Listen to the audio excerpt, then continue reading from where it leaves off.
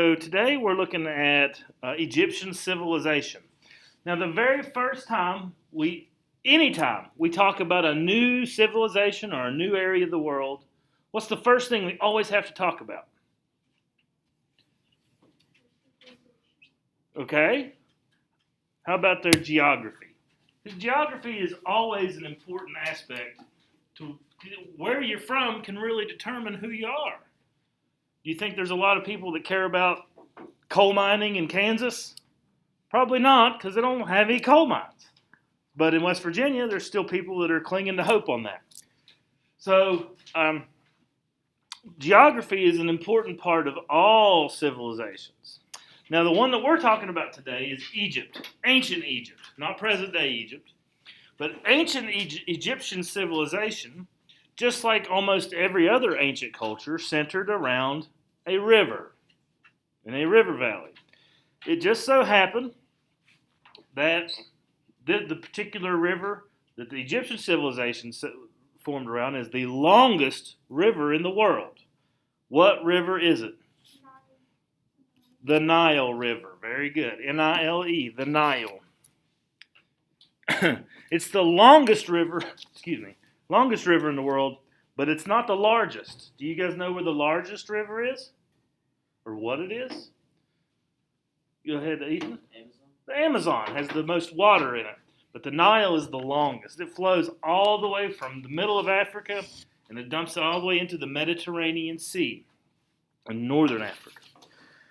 Okay, so the Nile River is where the civilization was founded around, and you can see in this map, it flows all the way through the present-day nation of Egypt, and it goes all the way up. This is where the pyramids are, right here, and then up here where it splits at Cairo, that's called the Nile River Delta. Delta. What is a delta? It's a geographical term. What is a delta? Ethan? When water splits up and parts in the ocean. That's exactly right. It's where basically it becomes smaller parts of the river, and the water is diverted throughout a larger area of land, typically making that land very fertile. And what does the word fertile mean? Fertile when it comes to farming?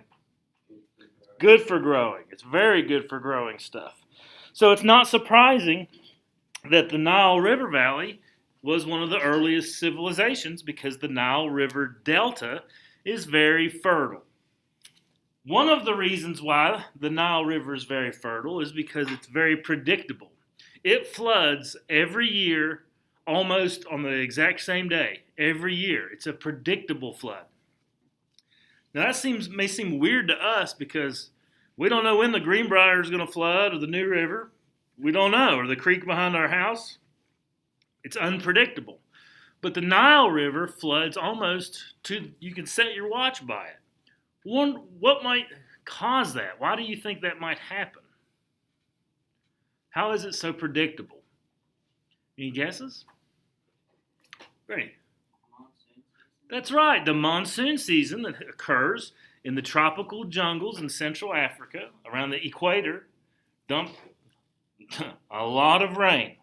Well, that rain has to go somewhere, and a lot of it flows into the Nile River, causing it to flood at the same time of year every year.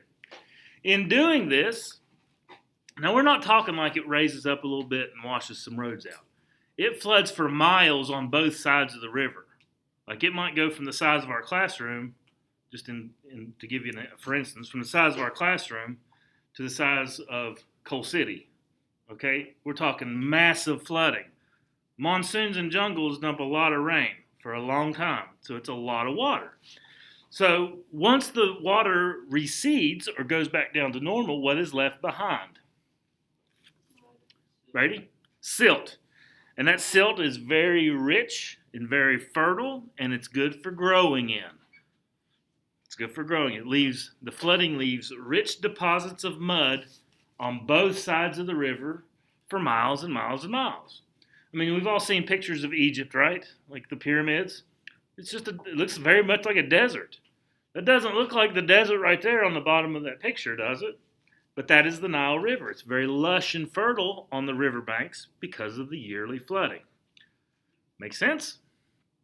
All right. Okay. Like all ancient civilizations, the Egyptians have religion as well.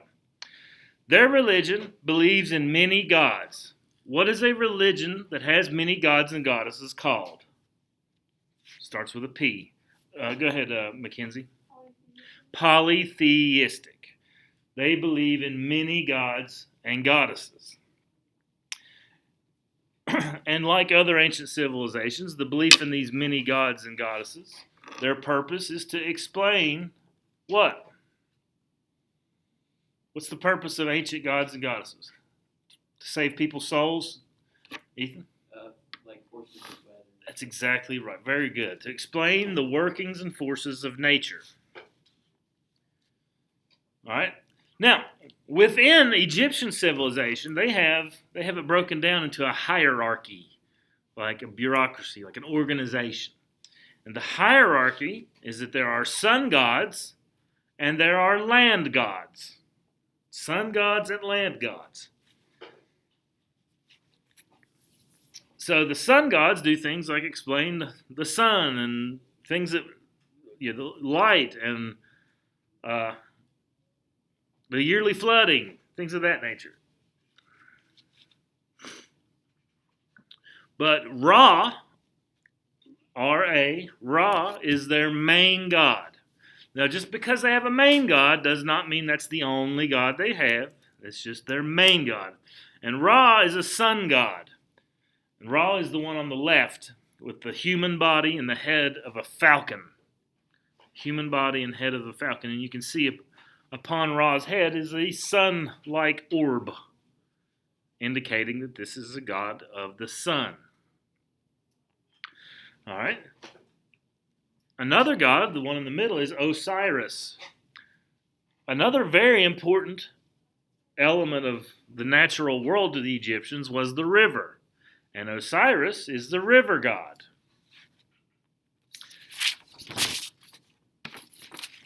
And the god on the right is Isis, and Isis is a land god. So you have different types of gods that do different types of things. And there's myths and stories that go along with these different gods, and there's different ways in which they worshipped and made sacrifices to them. But their entire purpose was to help explain workings and forces of nature. Okay? Questions on that? All right. Egyptian leadership. It's based on a dynasty. First of all, do you guys know whose headpiece that is off in a sarcophagus? It's from a sarcophagi. Sarcophagus. Ethan? That's right. It's King Tut, Tutankhamun, King Tut. That's solid gold. It was painted. Solid, and there was paint on it. Anyway, Egyptian leadership is based on a dynasty. So what's a dynasty? Anybody know what a dynasty is? Go ahead, Mackenzie. That's exactly right. Power is passed down generationally. So, if my classroom was based on a dynasty, whenever I get old or die and don't want to do it anymore, who would take my job? My son. Okay, he would take over. But we don't have that based on a dynasty. But that's what the Egyptians did. So when a pharaoh got old or didn't want to do it anymore or died or whatever, one of their children, typically a male child, but not always, there were female pharaohs, typically a male child would take over and they would be the new pharaoh. And that's how they passed rule down generationally. Now, all a pharaoh is a monarch. They're a king or queen. A king or queen. But they're not just a king or queen. Because in ancient Egypt, they used a theocracy. What's theocracy as their government? What's theocracy? Ethan? Where leadership comes from divine authority. That's exactly right. Very good. So the theocracy that they used, so that when they do that, that the Pharaoh is not just a human in the eyes of the Egyptians. They are also a god. So that is why it's not just a monarchy, it's a theocracy, because the people of Egypt believed the Pharaoh was a god, or goddess if it was a female. So, were pharaohs pretty powerful people? And yes, in fact, we could say that they had absolute power. Absolute power. Everything they did, everything they said, people noticed, people wrote it down. When they spoke, it was documented. Very powerful people, because it was as if God was speaking. So, the Egyptians, that was how their government was set up through there's a theocracy, but it's ultimately one person in charge. But this one person rules as a god, not just a person. Therefore, it's a theocracy, because they believe that this person rules with the assistance of the heavens, of the gods and goddesses, and they themselves are gods. All right, does that make sense? Okay. I'm sure you've all seen these buildings. Have you ever seen these? Yes, these particular buildings are the Great Pyramids of Giza. There's pyramids all over the world. These are not the only pyramids. There's pyramids in Mexico and pyramids. Even the people where we are right now, the Hopewell, they built mounds. They were mound builders in the shapes of pyramids, very similar. So these are not the only pyramids. But when we refer to the pyramids, we talk about the Egyptian ones because they are just so massively large. Massively large. For thousands of years, these were the tallest buildings on the planet, up until modern day. Up until like the 1800s, these were the tallest, largest buildings on planet Earth. And they're thousands of years old. Thousands of years old. They predate like the Old Testament. That's how old these are. Okay? So, what is their purpose? Why were they built? Mackenzie?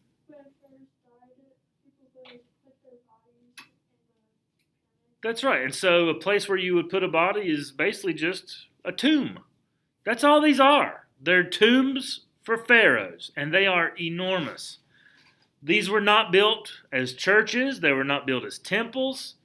They don't do any trade in there. They're not doing anything other than burying their dead pharaohs. And usually only a few, with their families as well. So they are very complex buildings. And their entire purpose was to house dead pharaohs. It's just a huge tomb. Why would the Egyptian people put so much emphasis on just a place to bury a dead person? Why? They did. All right, that's a good reason. Rachel? That's right. They did have an afterlife, and they did think their pharaohs were gods. So therefore, they had to make it extra special. Because the Egyptians, they believed that every person, whether you be the poorest slave or peasant to the most powerful pharaoh, had two bodies. You have two bodies. You have a physical body, your body, and you have a spiritual body. And the Egyptians believed that one could not exist without the other. All right? So they built these enormous pyramids. These are actual photos of the pyramids. Somebody climbed it. And you can just see how high up they are. It's enormous.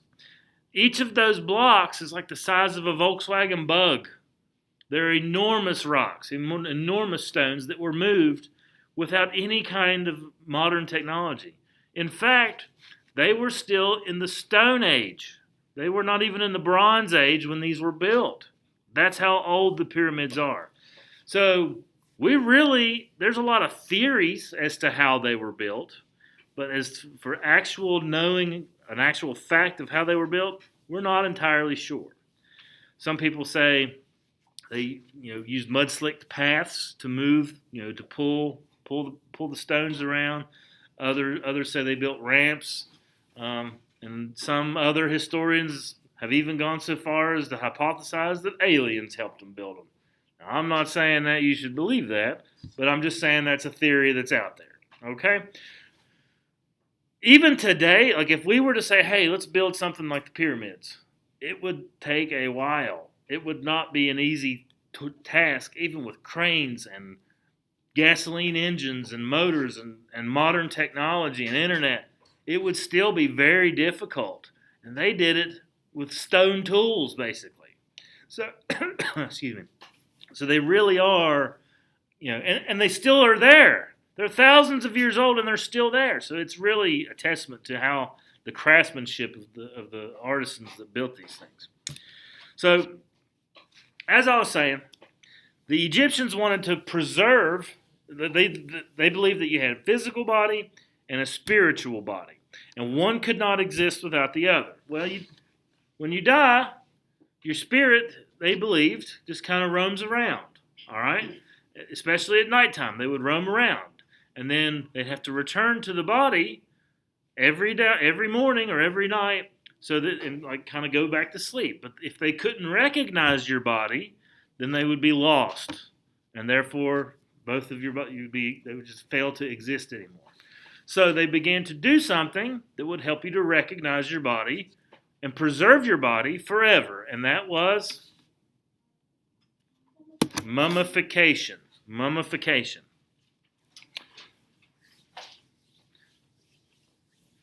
Mummification is the process of slowly drying out a dead body to prevent it from rotting. I know it's not pleasant to think about, but it's on all of our agendas. It's going to happen. I'm sorry. But that's what the Egyptians did. That's what the Egyptians did.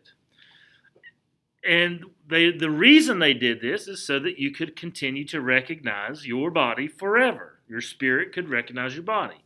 And if your physical body became destroyed, then one can't exist without the other. So they had to preserve it. And that was the purpose. Well, there had to be a process for doing it. It had to be done in a very particular sort of kind of way. So the first thing they have to do is they have to remove all the stuff that's in you. Because rotting is what's bad, okay? You have to remove all the liquid. And the stuff that's in you are your organs, and they are full of water. And so they have to be removed. But they don't just discard them, because you're going to need those in the next life. If you need a heart, don't you? You need lungs. You need those things. And so they would take them and they would put them in these special jars called canopic jars.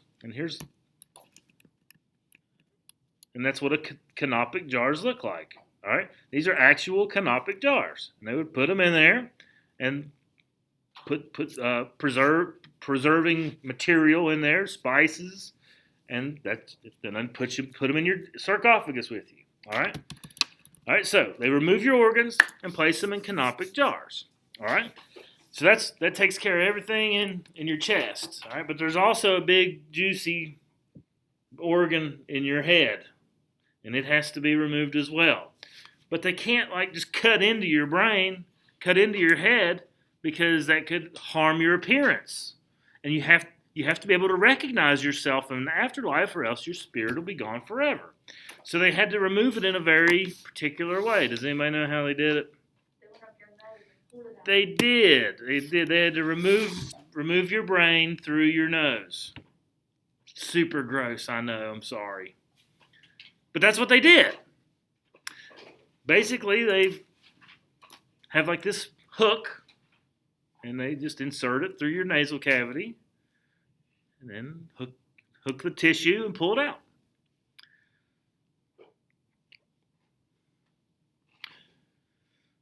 And then they don't just throw it away; they put it in a jar, because you need your brain in the next life. So, according to the Egyptians, so After that, now they got all your organs removed. They have to remove also your eyes, and then so that you still appear to have depth in your eyes, they would put little dried onions in your eye holes, so that you would still, when they closed your eyelids, you'd still look like you had some depth there.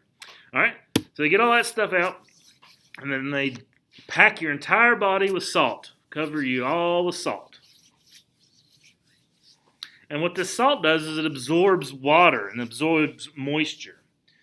And then it takes about 60 days. They just kind of put you in a cool, dark, dry place, cover your whole body with salt, and wait about 60 days. After that, the residual moisture from your tissues has been absorbed by the salt. They clean you off, and then they wrap your entire body in linen, cover you with good-smelling spices or rose petals or herbs, perfume, things that they had to make you smell nice. Wrap your body in linen, and then place you, if you're really wealthy, and if you're a pharaoh, they'll put you in a pyramid or in a tomb of some kind. If you're poor, they probably don't do any of this. They just kind of wrap you up and put you in the sand, and just bury you. And you still get, it doesn't rain very much around there. It's a desert, so you'd still partially be mummified. But to do an actual mummification, it takes about 70 days after, in total, 60 after the salt. So it's a time-consuming process. But this is what they did. This is what they did, and it's what they felt this was part of their religion. This is not medical procedures, guys. This was part of their religion. And everybody wanted to be mummified. Because so everybody wanted to live forever. And the only way you could make that happen is if you could recognize your body. Does that make sense? Okay. So there's lots and lots and lots of mummies in Egypt. Because everybody wanted to be mummified, even if they were just buried in the ground. Okay.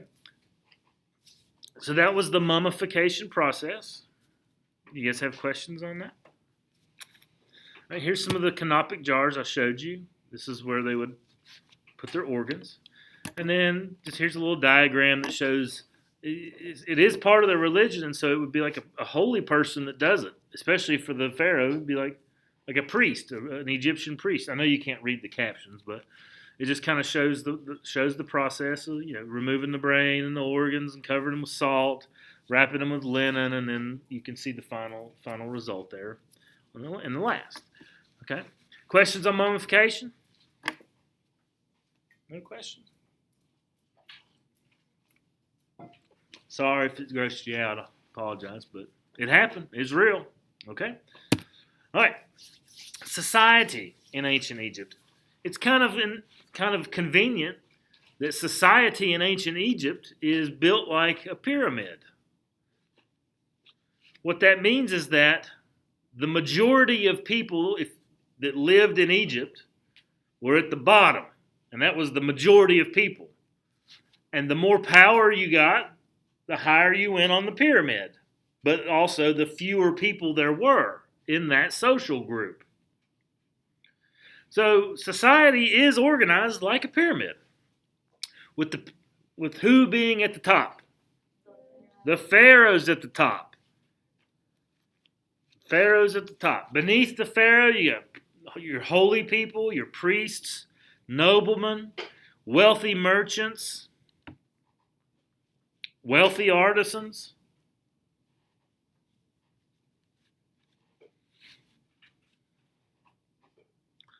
People that had the ability to write as you keep moving down the pyramid. And then chances are, if we all hopped in a time machine or just happened to have been born in ancient Egypt, where would we most likely have been?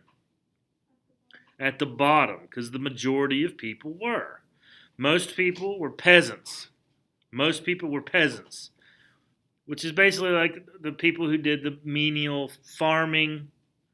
They were maybe even slaves or even servants in a home. So that's what most people were. Okay? Now, when it came to Egyptian society, I'll let you guys keep writing. I see some of you are.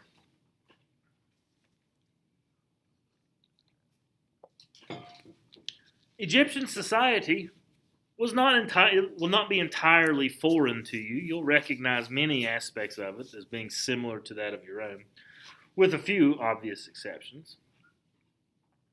So, in Egyptian society, people typically married very young. Girls marry around the age of 12, and boys marry around the age of 14.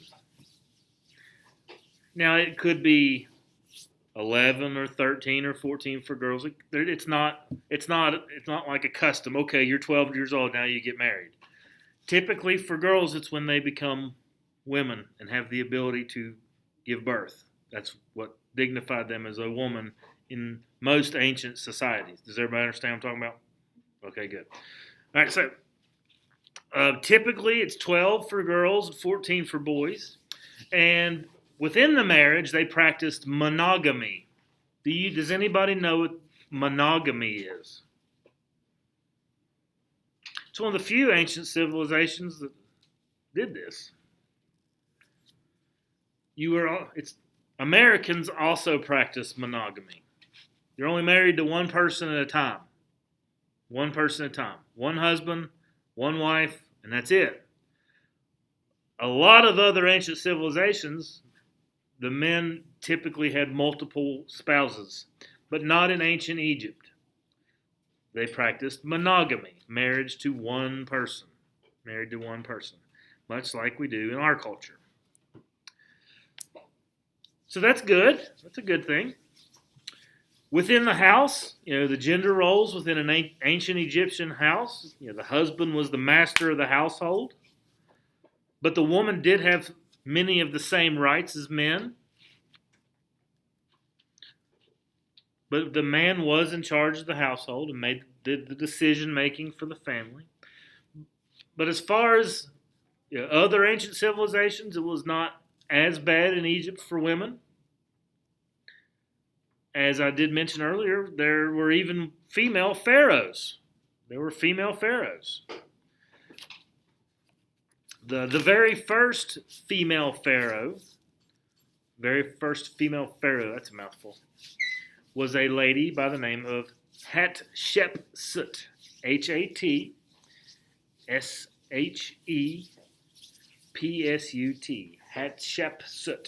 Hatshepsut. It's spelled just like it sounds. Hatshepsut. She was the very first ever female woman pharaoh. Can you think of any other female pharaohs? Have you ever heard of Cleopatra? Cleopatra was a female pharaoh. In fact, she is the last Egyptian pharaoh ever. She was the last one. Not only the last female pharaoh, the last pharaoh. Under her rule, the Roman Empire comes and overtakes them and replaces them with their own pharaohs. But they were Roman. They were not Egyptians. Okay? So, questions on society? Now you guys realize, there are people that dedicate their entire lives to studying ancient Egypt. And I'm trying to do it in 40 minutes. So there's obviously a lot of things we're not going to be able to cover. You guys get that, right? I'm just kind of giving you the general overview.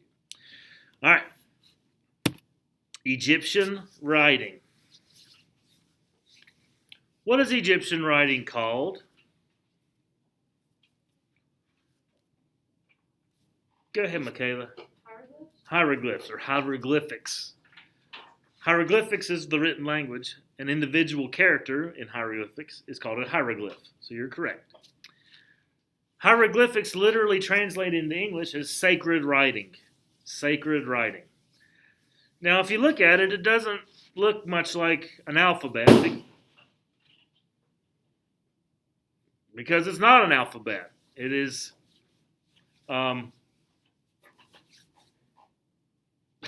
it's not an alphabet. It's characters. They're pictures. I think I had a pop explode in there. That's what that was. So that's special. Okay. That scared me. Scare you guys? Okay. It's very detailed. I mean, look at some of these pictures. I can't draw. I couldn't do that. You know, I'm doing it with an ink pen. They're doing it in chisel into a stone. So, yeah, we said that they're called hieroglyphs, and the Egyptians did invent something so that they wouldn't have to chisel everything into stone. Because imagine if you're one of the scribes and you got to follow around the Pharaoh and write down everything he says. What kind of imagine what kind of life that is. So, what did they invent that made writing stuff down easier? Does anybody know? Go ahead. Papyrus. And that's where we get the modern word paper. Paper, papyrus. Does that sound familiar? That's where we get the English word paper, from papyrus. So they could take berries and make ink or whatever, anything that they could write with, and that would be like what they could do. The way they made papyrus, now it's not paper the way this is a sheet of paper. Okay? Papyrus, they would take reeds that grow in the Nile River. All right, and they're very coarse and porous, and then they would basically just chomp them into pulp, just pulverize them. Just like, imagine like if you took a grass leaf and just chewed on it for an hour, what it would look like. It would just be pulpy, okay? And then they would roll, like put it into a form in the shape of a piece of paper, and they'd set it in the hot Egyptian sun. And it would dry, and as it would dry, once it dried, you could write on it, and it would be, you could fold it it would be like a sheet of paper, much thicker than a sheet of paper like we have, but paper nonetheless. And they called it papyrus, Papyrus, papyrus, made from reeds in the Nile River. Much, much easier to write with a quill on papyrus than it is to carry around a big hunk of stone and a chisel and a hammer in pictures of birds and animals, and it was much easier for the scribes. Okay? The reason, now we did not know anything about ancient Egyptian writing until we found this artifact. Does anybody know what this artifact I'm circling here is? The middle picture? It's just a rock. And on this rock, there are 3 different languages that all say the same thing. We see Greek and we see Egyptian hieroglyphics, and because we knew what Greek was, we could decipher and begin to decipher what the hieroglyphics were. Did I tell you what this stone is called? It's called the Rosetta Stone. Have you ever heard the language learning software? It's named after this rock. They call it Rosetta Stone because it's how we learned to decipher hieroglyphics, because they didn't leave us a book. Okay? Does anybody have questions about our notes today? Okay, so tomorrow you have your Module 2, Lesson 1 activity on Schoology. You can do them in your workbooks. You can do it in Notability and submit it as a PDF. But just make sure that you get it done. If you do it tonight, that's fine, as long as it's done by the end of the day tomorrow. Okay? Does anybody have any questions about today's stuff? Okay, great. Good job. And that's all I have. We still got about 7 minutes, so you can, if you want to start working on your assignment, that's fine. Get things ready for your next class. And if you have questions, I'll be happy to help you.